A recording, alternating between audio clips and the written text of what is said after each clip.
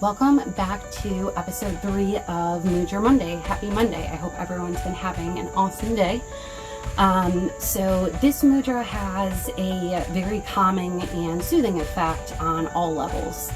The way that we create this mudra is by holding our hands next to our chest and flipping the right hand over like this, bringing it up slightly, and we're going to pinch our pointer finger and our thumb on both sides, but we're just going to kind of take our middle finger here, middle finger, there we go, and that is how we create this mudra, so make sure to hold it by your chest.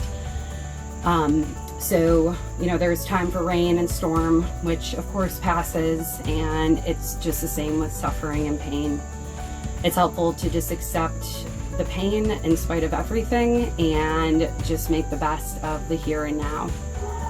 I speak from experience. So see yourself next to the wheel of time, and every time you breathe out, blow out gently against the wheel to make it turn, bringing you a new, interesting, and joyful period of time. I focus on my 5 senses, which is everything that is beautiful and gives me pleasure. Eternal change, it will pass. Thank you for joining me on this Mudra Monday.